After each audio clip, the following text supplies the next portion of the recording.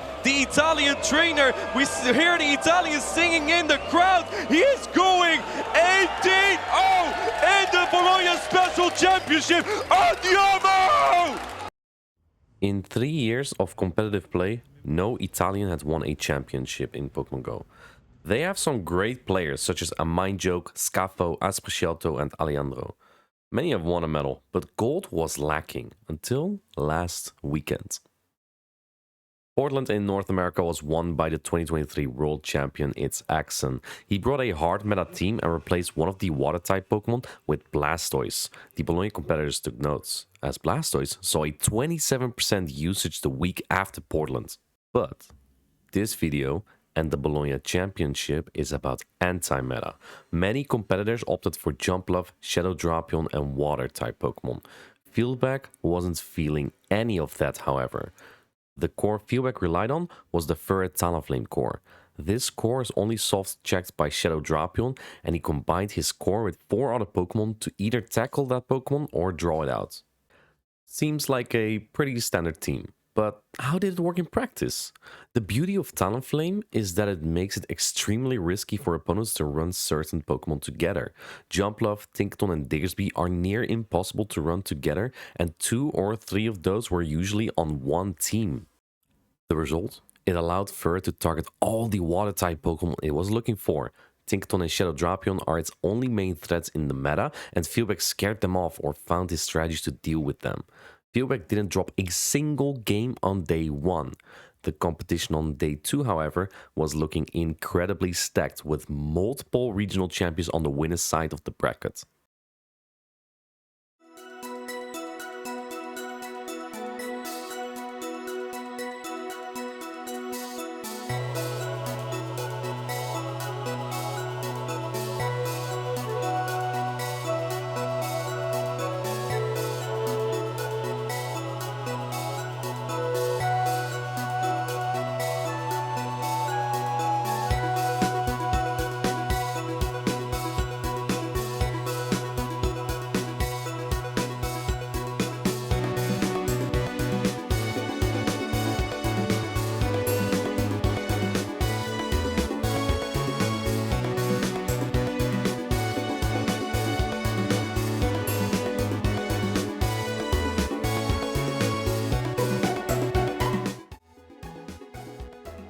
Against all odds, Fieldback disposed of Nickname, who had won 2 championships this season already.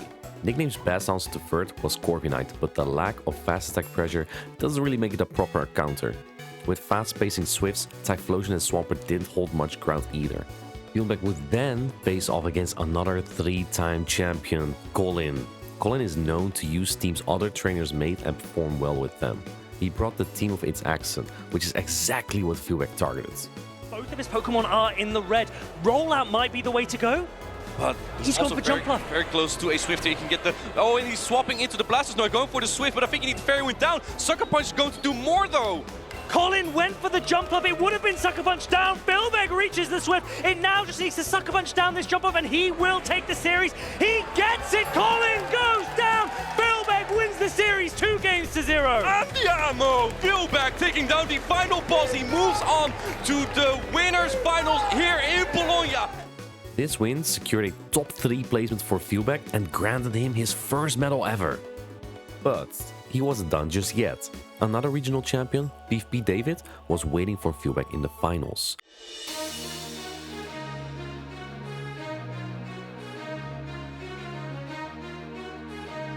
Is this good for Fieldback or not? He goes directly into that Tinkaton.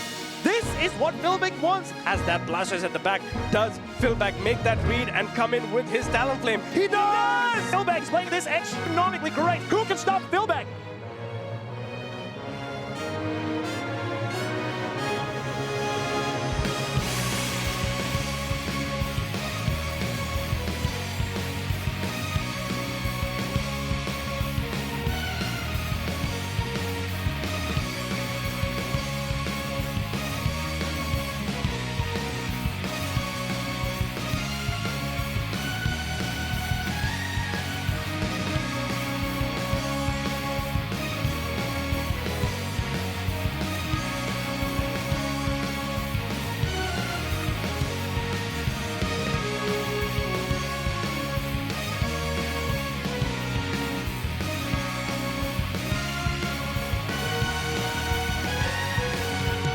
Furret showed another gimmick.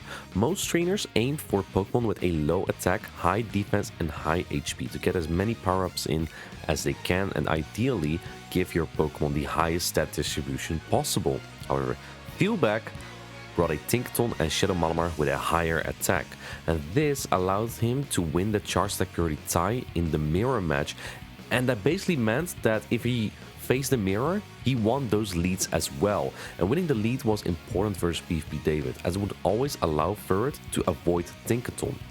This solid strategy put PvP David in an impossible position to pressure Furret, and Furret just kept winning. And here we go, the first game to the side of Furret. That is the momentum he wanted. It probably will take the knockout. Let's see.